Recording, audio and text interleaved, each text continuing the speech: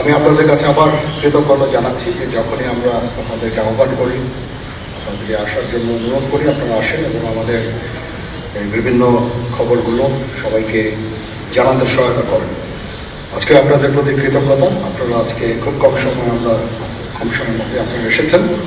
ভাবলাম যে কী পরিস্থিতি হচ্ছে, কি হচ্ছে, এই ব্যাপারগুলো নিয়ে আপনাদের সাথে আবার একটু কথা বলি।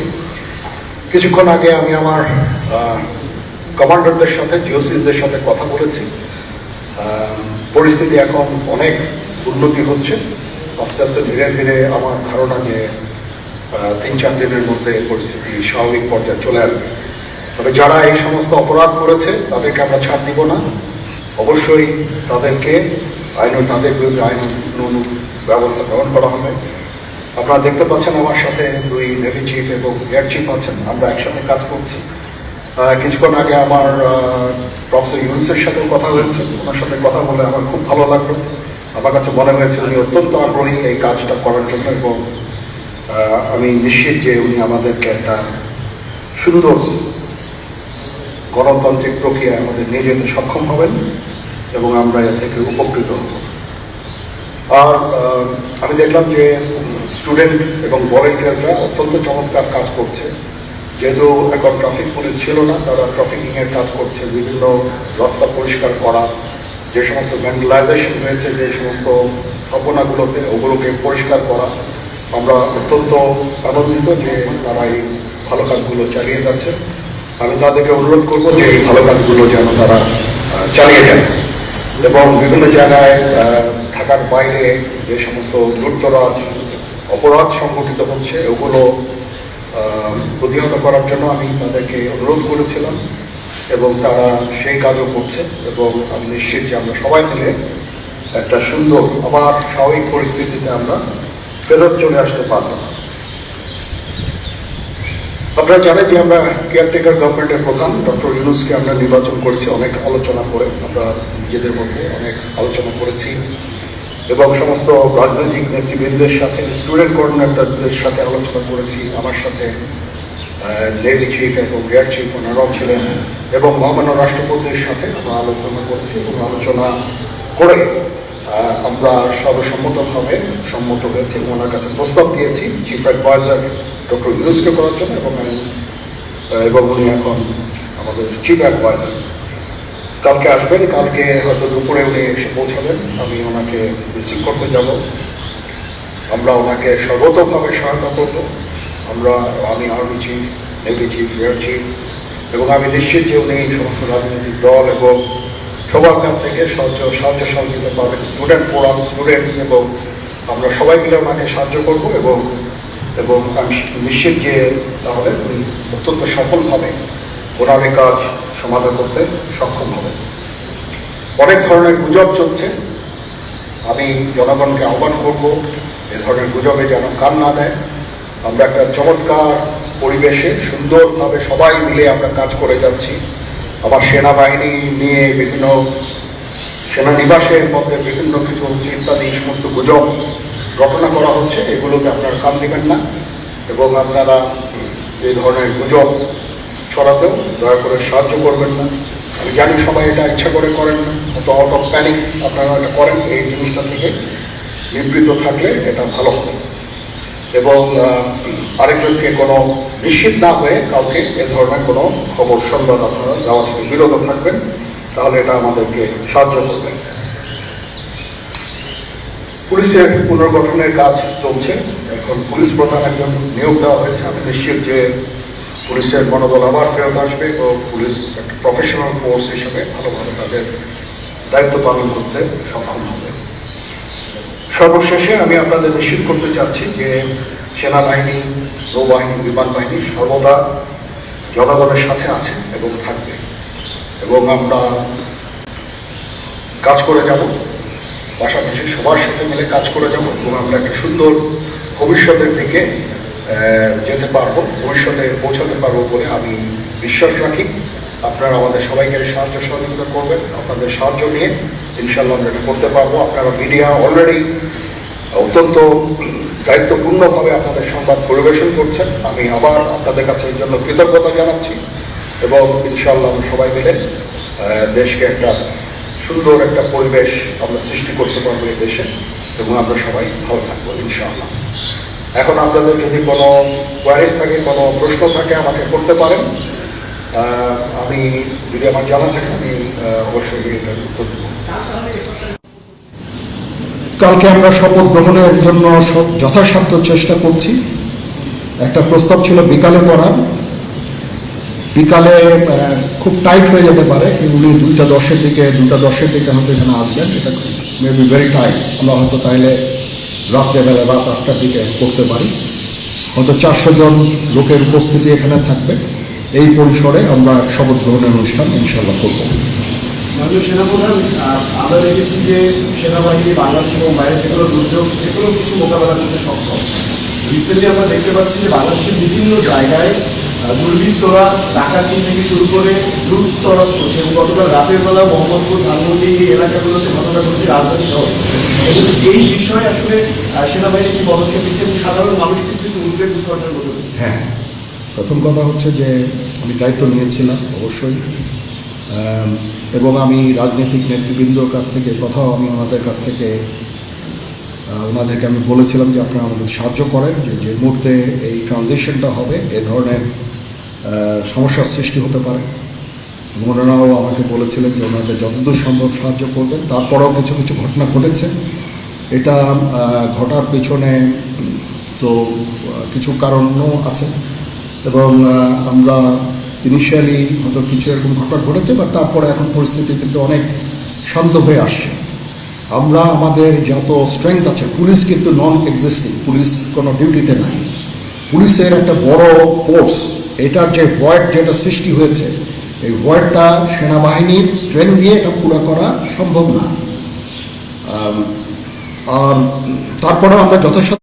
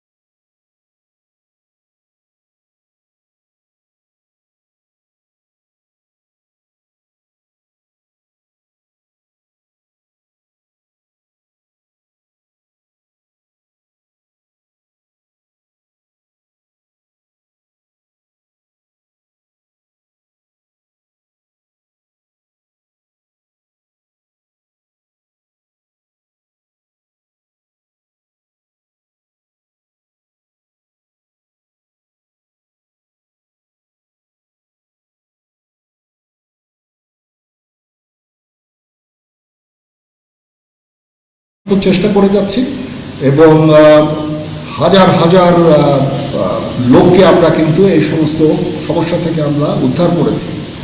বহু পুলিশ, আমার জানা মতে বহু পুলিশ, অনেক থানা, তারপরে সরকারি কর্মকর্তা কর্মচারীদের রেস্কিউ করা, এই সমস্ত কাজগুলো আমরা করেছি। আমরা যত ইম্পর্টেন্ট জায়গা যেমন বিমানবন্দর, ডিপ্লোম্যাটিক এরিয়া, সেক্রেটারিয়েট, জাজেসদের অ্যাকোমোডেশন, তারপরে সেক্রেটারিদের অ্যাকোমোডেশন, এই সমস্ত গুরুত্বপূর্ণ জায়গাগুলি আমরা প্রোটেক্ট করছি এবং বিভিন্ন জায়গায় পেট্রোলিং করা হচ্ছে।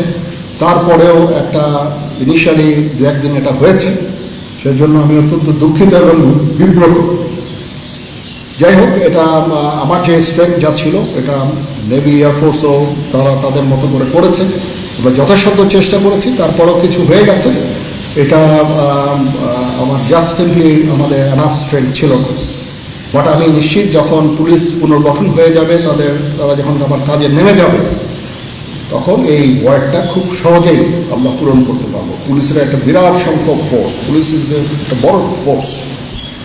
তো এই ফোর্স যদি নিষ্ক্রিয় হয়ে যায়, সেটার ভয়েড পূরণ করা সেনাবাহিনী, বিমান বাহিনী, নৌবাহিনী সবার পক্ষে সম্ভব না। আমরা এটার জন্য ডিজাইন করব। যাই হোক, আমি নিশ্চিত যে খুব শীঘ্রই তারা পুনর্গঠিত হবে এবং এই সমস্ত ভ্যান্ডালিজম এগুলোকে প্রতিহত করতে সমর্থ হবে। বাট আমি এটুকু আপনাদের বলছি যে যারা এই সমস্ত কাজে জড়িয়েছে তাদেরকে আমরা আইনের আওতায় আনার সর্বোচ্চ চেষ্টা আমরা করব।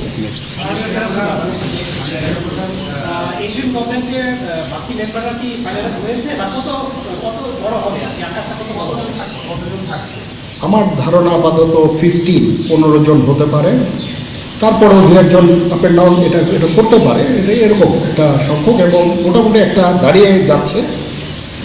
যেহেতু এটা ফর্মালি প্রকাশ করা হয়নি, এটা নিয়ে আমি আর আপনাদের সাথে কথা বলতে চাচ্ছি না। জি,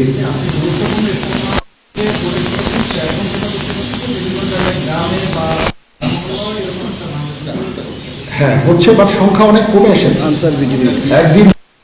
এক দুই দিনে যেটা হয়েছে সংখ্যা অনেক কমে এসেছে। আমরা আনসার বিডিপিকেও কাজে লাগিয়েছি এবং আমি তো বললাম যে ছাত্ররা আমাদের সাহায্য করছে বিভিন্ন গ্রামে গঞ্জে, তারা এই কাজগুলোর মাধ্যমে, তাদের উপস্থিতির মাধ্যমে আমাদের সাহায্য করছে এবং বিএনসিসিকেও আমরা এটা বেশ করতে আমরা হয়তো এমপ্লয় করবো এই কাজে।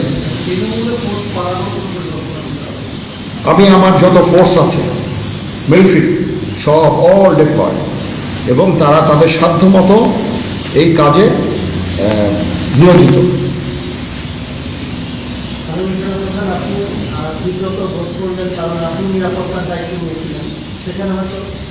এখন রাজনীতিবিদরা বললেন যে জেনারেল সাহেব আপনি নিরাপত্তার দায়িত্ব নেন, somebody has to take it. তো আমি আর তো কেউ নেওয়ার নাই, আমি নিয়েছি এবং যদি কোনো ব্যর্থতা থাকে সে দায়িত্ব আমি আমার সাধ্যমতো চেষ্টা করেছি এবং খুব কম সময়ের মধ্যে একটা স্বাভাবিক পরিস্থিতি ফেরত আসছে। বাট আমাদের আরও অনেক কাজ করতে হবে। ইনশাল্লাহ আমাকে একটু সময় দেন, আমরা এই নর্মাল স্থিতি নিয়ে চলে আসবো ইনশাল্লাহ।